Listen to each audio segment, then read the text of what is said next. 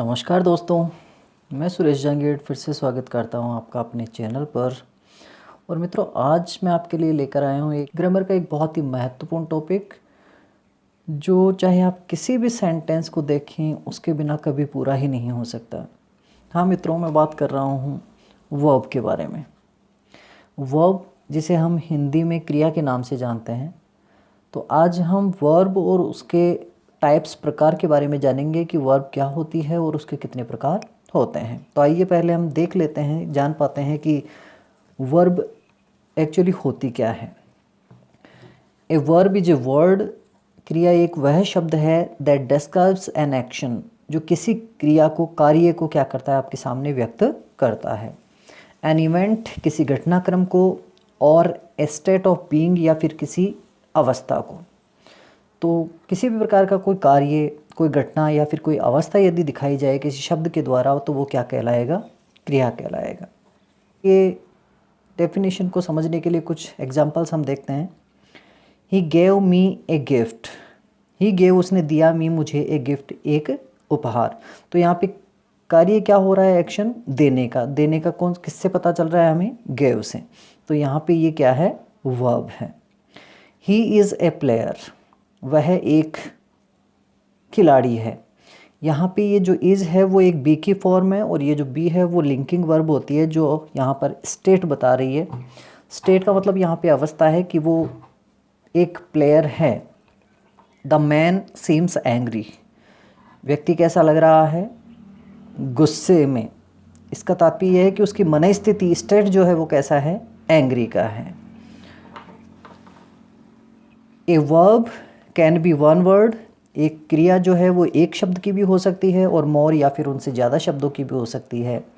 It comes after the subject, और आपको ये बात हमेशा ध्यान रखनी चाहिए, मुख्य क्रिया जो होती है वो हमेशा सब्जेक्ट के बाद में ही आती है, उसके पहले कभी नहीं आती। तो कुछ उदाहरण देखते हैं। ही प्लेज ए मैच, वो एक खेल खेलता है। यहाँ पे प्लेज क्या है? वर्ब, कितने शब्दों की है? वन वर्ड की। ही इज़ वॉचिंग टीवी, वो टीवी देख रहा है। यहाँ पे जो वर्ब है इज वॉचिंग है, जो दो शब्दों की है, मतलब एक से ज़्यादा की है। He has been writing a letter for an hour, वो 1 घंटे से पत्र लिख रहा है। यहाँ पे जो वर्ब है हैज़ बीन राइटिंग, देख पा रहे हैं वन वर्ड में ना होकर एक से ज़्यादा शब्दों में है। He will have been writing a letter for an hour, वो 1 घंटे से पत्र लिख रहा होगा। यहाँ पे जो वर्ब है वो विल हैव बीन राइटिंग, 4 शब्दों में है, 4 वर्ड्स में। इसका मतलब ये हुआ कि क्रिया एक शब्द की भी हो सकती है और एक से ज़्यादा की भी। तो आइए मित्रों, आज हम ये भी देखते हैं कि वर्ब के कितने प्रकार होते हैं, वो कितने प्रकार की होती हैं। काइंड्स ऑफ वर्ब, वर्ब की प्रकार। तो वर्ब मित्रों मुख्य रूप से 2 प्रकार की होती हैं, एक तो फाइनाइट वर्ब और दूसरी non finite verb. Finite verb किसे कहेंगे? इसकी डेफिनेशन देखते हैं हम। इसे फाइनाइट वर्ब किसे हम कह सकते हैं? कौन सी ऐसी वर्ब होगी जो फाइनाइट होगी? चेंजेस, जो फाइनाइट वर्ब होती है वो चेंजेस इट्स फॉर्म, वो अपने फॉर्म को, रूप को बदल लेती है according to the tense of a sentence. Sentence में, वाक्य में जैसा टेंस होगा उसके अनुसार वो अपने रूप को बदल लेगी। The number and person of the subject, और साथ में ही सब्जेक्ट जो है उसका जो नंबर होगा, उसका वचन, और उसका जो पर्सन होगा उसके हिसाब से भी वो अपने आप को बदल लेगी। उसे ही फाइनाइट वर्ब के नाम से आप जानते हैं। नॉन फाइनाइट किसे कहेंगे? ये जो नॉन फाइनाइट वर्ब होती है, not affected by person and number of the subject, वो कभी भी सब्जेक्ट के पर्सन और नंबर से अफेक्ट नहीं होती है, प्रभावित नहीं होती है। एंड टेंस ऑफ सेंटेंस, और चाहे सेंटेंस में कोई सा भी टेंस हो उससे उसे कोई फ़र्क नहीं पड़ता।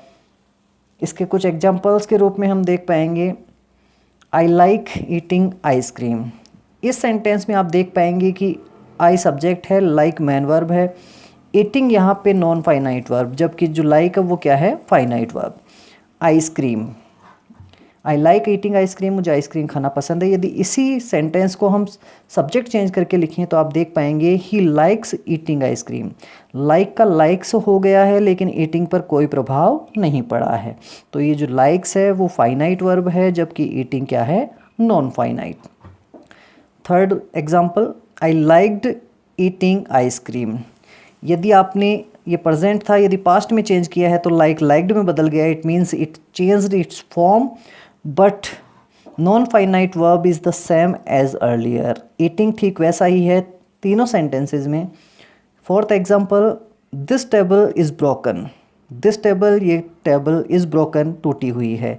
यहाँ पे जो फाइनाइट वर्ब है वो है बी की इज़, और ये है नॉन फाइनाइट। ये नॉन फाइनाइट क्यों है, सेकंड एग्जांपल के थ्रू देखेंगे। दिस टेबल वाज ब्रोकन, जब आपने टेंस चेंज किया तो इज वाज में चेंज हो गया, लेकिन ब्रोकन अभी भी वैसा ही है। तो इतना पढ़ने के बाद में हम समझ पाए हैं कि फाइनाइट वर्ब सब्जेक्ट और टेंस के हिसाब से चेंज हो जाती है, जबकि नॉन फाइनाइट वर्ब में किसी प्रकार का कोई बदलाव नहीं होता। अब हम देखेंगे फाइनाइट वर्ब के क्या टाइप्स होते हैं। उनमें पहला टाइप हम देखेंगे आज, वो प्रिंसिपल वर्ब जिसे लेक्सिकल वर्ब या मैन वर्ब के रूप में भी जानते हैं, जो आज तक हम पढ़ते आए हैं। वर्ब, सेंटेंस में आने वाली main verb, use to express action. जो प्रिंसिपल वर्ब होती है वो किसी कार्य को आपके सामने एक्सप्रेस करती है, and function as the main verb of the sentence. और वो किसी सेंटेंस में, किसी वाक्य में मैन वर्ब मुख्य क्रिया का कार्य करती है। ही गेव, उसने दिया, मी, मुझे, ए बुक, एक किताब। तो यहाँ पे जो वर्ब है वो कौन है, गेव, और ये मैन वर्ब यहाँ पे है। ही टॉल्ड मी ए स्टोरी, उसने मुझे एक कहानी सुनाई। यहाँ पे ये जो गेव थी वो गिव की सेकंड फॉर्म थी, पास्ट फॉर्म। यहाँ पे टॉल्ड, टेल के सेकंड फॉर्म, पास्ट फॉर्म है। मी ए स्टोरी, उसने मुझे एक कहानी सुनाई। द बर्ड्स फ्लाई, यहाँ पे सब्जेक्ट कौन है, बर्ड्स, जबकि फ्लाई क्या है, मैन वर्ब। मैन वर्ब के बाद में हम आज लिंकिंग वर्ब के बारे में और थोड़ा जान लेते हैं। लिंकिंग वर्ब कौन सी होती है, उसे क्या कहा जाता है, कैसी होती है। लिंकिंग वर्ब्स को कॉपुलेटिव वर्ब भी कहते हैं। अब इन्हें लिंकिंग वर्ब क्यों कहा जाता है, connects, because it connects the subject, क्योंकि ये जो लिंकिंग वर्ब होती है वो सब्जेक्ट को जोड़ती है टू ए वर्ड, ऐसे किसी शब्द से, that gives information about the subject, जो उसी कर्ता के बारे में अन्य कोई जानकारी हमारे सामने क्या करती है, प्रस्तुत करती है। लिंकिंग वर्ब जैसे बी की कुछ फॉर्म्स होती हैं लिंकिंग, जैसे इज़, एम, आर, ये प्रेजेंट कंटिन्यूअस टेंस में यूज़ की जाती हैं। वाज और वर ये पास्ट कंटिन्यूअस टेंस में प्रयोग की जाती है। बिकम, लुक, एटसेट्रा, बहुत सारी ऐसी वर्ब्स होती हैं जो लिंकिंग वर्ब का कार्य करती हैं। उदाहरण देखते हैं, एग्जाम्पल, दे आर वर्कर्स। यहाँ पे सब्जेक्ट कौन है, दे। वर्कर्स वो क्या हैं, श्रमिक। लेकिन वो श्रमिक हैं ये बात हमें कौन बता रहा है, आर। ये जो आर यदि यहाँ नहीं होता तो हम नहीं जान पाते कि श्रमिक कौन है। तो ये जो आर है वो हमें दे की क्या कर रहा है, जानकारी दे रहा है कि ये दे है वो क्या है, वर्कर्स हैं। ही लुक्स हैप्पी, वो प्रसन्न नज़र आ रहा है। तो यहाँ पे वो प्रसन्न नज़र आ रहा है किससे पता चला, लुक्स से। तो यहाँ पे जो लुक्स है वो क्या है, लिंकिंग वर्ब है। तो मित्रों आप जान पाए हैं कि लिंकिंग वर्ब्स में बी की कुछ फॉर्म्स आती हैं और ये अन्य फॉर्म्स और आती हैं। इनके बारे में आगे हम और विस्तार से पढ़ेंगे। मित्रों एक मुख्य बात और मैं आपके साथ साझा करना चाहूँगा। मैन वर्ब, जैसा कि आपको मैं बता चुका हूँ कि कोई भी वाक्य हम बिना मैन वर्ब के नहीं पढ़ पाएंगे, वाक्य में मैन वर्ब होती ही है। तो आज हम थोड़ी सी बात और कर लेते हैं कि वर्ब्स की कौन कौन सी, मैन वर्ब की कौन कौन सी फॉर्म्स होती हैं। तो मैन वर्ब की 5 फॉर्म्स होती हैं मित्रों, फर्स्ट, सेकंड, थर्ड, फोर्थ और फिफ्थ। फर्स्ट फॉर्म को बेस फॉर्म कहा जाता है, ये हमेशा वर्ब की फर्स्ट फॉर्म को कहा जाता है। सेकंड फॉर्म पास्ट फॉर्म होती है जो वर्ब की सेकंड फॉर्म कहलाती है। थर्ड फॉर्म परफेक्ट फॉर्म कहलाती है जो किसी भी टेंस के परफेक्ट टेंस में यूज़ की जाती है, ये वर्ब की थर्ड फॉर्म होती है। फोर्थ फॉर्म में आईएनजी जुड़ा जाता है जो आईएनजी फॉर्म कहलाती है, ये फोर्थ फॉर्म के रूप में यूज़ की जाती है। और लास्ट एंड फाइनल है फिफ्थ फॉर्म जो बेस फॉर्म में एस या ईएस जोड़ने से क्या की जाती है, बनाई जाती है। जैसे यदि हम देखें गो, ये जो गो शब्द है ये वर्ब की फर्स्ट फॉर्म है, वेंट इसकी सेकंड फॉर्म है, थर्ड गॉन है। ये नॉर्मली हम पढ़ते रहते हैं। गोइंग ये भी हम पढ़ते हैं, लेकिन ये फोर्थ फॉर्म होती है, ये हमें ध्यान रखना है। और गोज़ एस या ई एस जब हम जोड़ते हैं प्रेजेंट सिंपल टेंस बनाने के लिए, तो फिर वो क्या हो जाती है, उसकी फिफ्थ फॉर्म। एग्जाम्पल के रूप में ईट फर्स्ट फॉर्म है, ate second form, eaten third form, eating fourth और ईट्स फिफ्थ फॉर्म। रन के वर्ब के एग्जाम्पल के रूप में run first form, run second form, run फिर third form, running fourth form और रन्स फिफ्थ फॉर्म।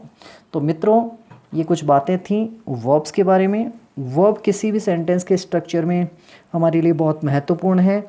हमें उनको निश्चित रूप से याद करना है, क्योंकि उनके बिना हम किसी भी वाक्य को क्या नहीं कर पाएंगे, निर्मित नहीं कर पाएंगे। तो बहुत बहुत धन्यवाद आपका जुड़ने के लिए। So many thanks. जय हिंद, वंदे मातरम।